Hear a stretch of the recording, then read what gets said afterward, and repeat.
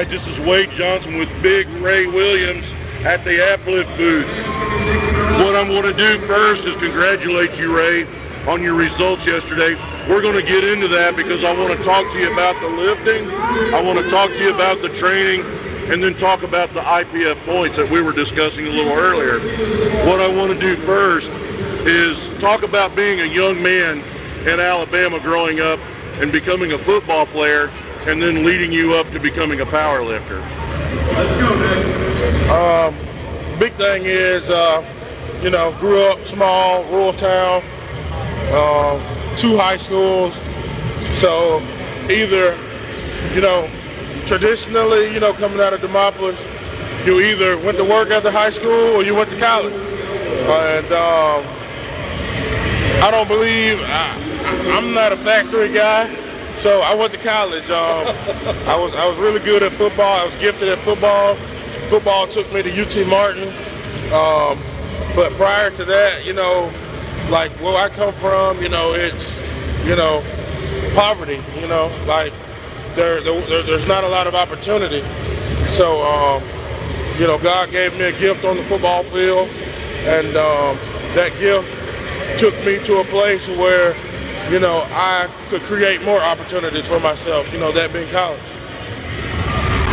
We have a connection. When you went to college, a good buddy of ours, a young man that grew up with my son and that you played football with, Nick O'Rick, who has survived cancer, and he's got a wife and beautiful family. And the cool thing is early on when you started getting strong, because I was the baddest man where he and I come from. And really, I still am, Ray. I'm really still the baddest man there. But he sent me a video of you squatting in the high 8s, and I told him then, I'm really excited to see where this young man is headed, so keep me posted. So it's been interesting as I stay in touch with Nick, and then you and I see each other frequently, seeing your progress. Let's talk about that progress. Tell me about the training as it was leading up into this event. Training went great. Training was rolling smooth until about 2 weeks ago. Something happened with my hip, and I had a hip impingement. Like 3 days ago, I could barely walk.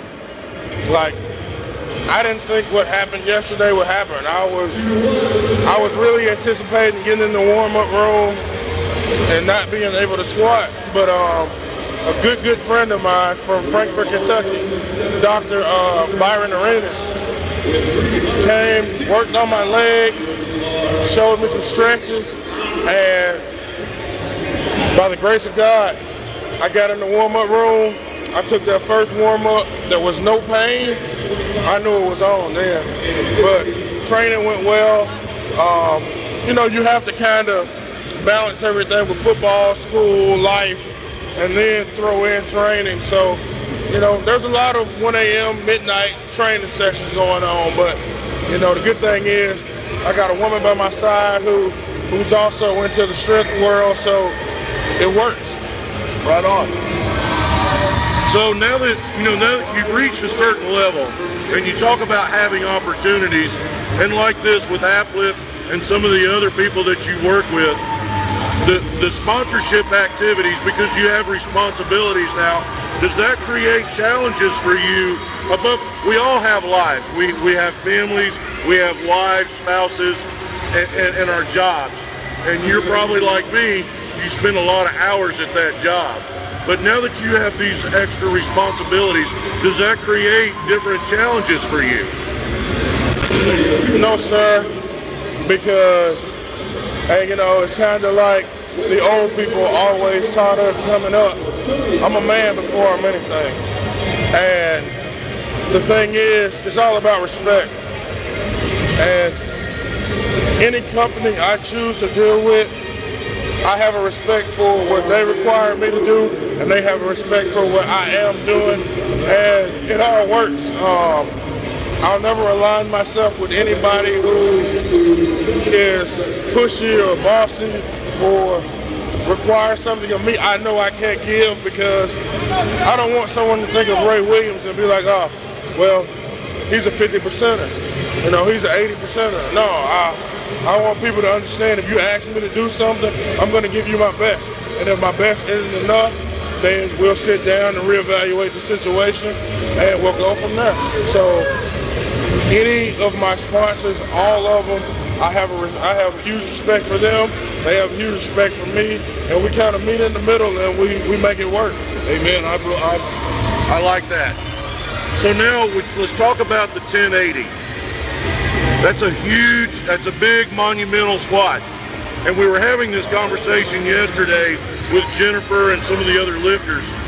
I want to talk about the pressure, because when you go to a meet, it's always big, and the expectation is not that you do good things or even great things. What is expected is that you make history. Tell me, is there a certain amount of pressure to meet up that expectation? Because I know people have it of you. I always expect to see you do big things. But what about Ray? How does Ray feel about when I walk out on the platform, the expectation that I have and my sponsors and the people that cheer for me, my fans and the people, my family, we expect history. Tell me about the pressure you're under when that moment comes. Well, as far as pressure, I don't let it get to me, because as you know, powerlifting is a great sport, and powerlifting will take you anywhere you want to go. But the thing is, when you look at it, you don't get pension for this, you don't get retirement for this. If you get hurt, you pay your own doctor bills. I look at it as, when I step on that platform, I'm gonna have fun. I've competed in nationals in October. Yesterday was my first meet since October. I put in a lot of time. I've been dealing with a lot of pain, sleepless nights, and just little injuries along the way. And yesterday was my time to have fun. There was no pressure. My thing is, when you put all that stress on yourself, you take the fun out of it. And instead of it being something you enjoy, that was a chore. And, us being from the South, you know how people look at chores. I mean, right? It's something, you don't look forward to going out, cutting the grass, and in southern heat and humidity. You don't look forward to that. So I can't make powerlifting that, because you already got to look at a possible 1,100 pound squat, and now you're not even enjoying it. So if I'm going to do this to my body, I'm going to have the best time that I can have while God allows me to do this. I love it. Speaking of being from the South, now this is going to be a different turn, but and we didn't rehearse this, but this is one of those things I feel really strongly about. I think that there is a brotherhood amongst big guys, especially from the South. I would never look at you like a African American or a black man, and I don't think you'd ever look at me like a white guy. I think we'd probably be most concerned, where are we going to eat? No doubt. No doubt. So what do? We live in a political climate now with a society where everybody's pointing fingers at everything. And you have young men and young women looking up to you. How do we, as big guys, how do we set a tone and a standard that makes, if you and I can sit down and we'd be willing to break bread together, that's what we do in the South. Because when I was growing up, and I bet it was the same way for you, we didn't always have a lot of money, but we had something to eat. And if I was over at your house as a kid, and it was, well, not only did you get fed, when it was time to eat, everybody better go wash their hands or somebody's tail would get swatted. We all said a prayer and we ate supper together. How do we set the tone and the example for these young kids coming up that we can be different and we find what is the same, regardless of the endeavor? And for you and I, it's about strength. How do we become the example? Well, I think the big thing is, especially in the South, because when it comes to seeing differences like the South, that's part of the stigma and being in the South. But the way I feel that we can set an example and that we can extinguish all of that is just don't look for differences. Don't look for what makes us different. Don't look for what sets us apart. What makes us the same. Both of us are God-fearing men. We love the gym. We love our families. And the thing is, at the end of the day, it takes so much energy to hate something. It takes so much energy to be negative. When you're positive, you spread so much joy. You spread life. And the thing is, in today's social media-driven, propaganda-driven, hysterical world, if you just took one moment to just ask somebody how you doing, pat them on the back, just listen to how their day went, you can possibly change the course of somebody's whole day, even life. And the way I look at it, man, for everybody who sees differences, go to the gym. When I'm in the gym, I don't care what color you are.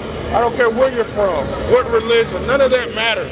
When we're in the gym, we're bound by the iron, we're brothers, and the thing is, it's all about everybody getting better. I love that. I love that. What's next for Big Ray? Where do we go? Do we see any changes in your training? Are you going to just continue down the path that you are? Nationals will be coming up. Well, you got Worlds coming up. That'll be the next meet. What's going to be going on with preparation for that? Same. I'm going to take this next week and a half to kind of let my body recalibrate itself. Then I'll sit down with Coach Gary and we'll come up with a plan of attack. I think we talked yesterday. After I come off my break, we got an 11-week time span to sit down, chalk it up, and come up with a plan for Worlds. Right now, I just got one goal, and that's to nail this 1,100-pound squat. Even though yesterday was historical, all the great stuff, I felt like I underachieved. It wasn't good enough for me. I'm blessed that God put me in a position to where it could take place on such a grand stage. And I just thank the USAPL, SBD, Rogue, Uplift, everybody that had hands, everybody that had something to do with it. It was awesome. It was a beautiful event. And 1080, I'm happy with it, but that's not what I wanted. Right, not satisfied. If you see anything in my training, you'll probably see me work a little bit harder because what happened yesterday can't happen in June in Sweden. Right on, right on. Now talk about your association with Uplift. How did this come into play, and where do you see that going for you and Uplift going forward? And this is no pun intended, but man, we want to change the world. We want to change how people train. We want to change how people look at training, and basically came about the relationship with Uplift. If we go back to what we were talking about in the beginning, just a bunch of cool guys, they approached me about an opportunity, about being a part of this organization. And at first I didn't know much about it. They educated me on what they do, how they do it, and how they plan on innovating what they do based on what people need. And I think that's one of the best type of organizations to be a part of. Not necessarily we provide a service, you take it or leave it, but they see what the world needs and they change, they innovate, and they get better to accommodate the people, because at the end of the day, without the people, there is no us, there is no powerlifting. So, I think Uplift does a great job in connecting with the people that they cater to. Right on. All right, last thing, Ray. Next time you're in Nashville, you can't punk me. You got to come see us. I'll grill us something to eat and we'll sit down and have a big meal. No doubt. So congratulations on your lifting. Get some rest Yes, sir. And then let's do this again soon and talk about that 1100. Yes, sir. All right, guys. Thanks for listening. Thanks to Uplift and the USA Powerlifting. We'll see you at Worlds. Yes, sir.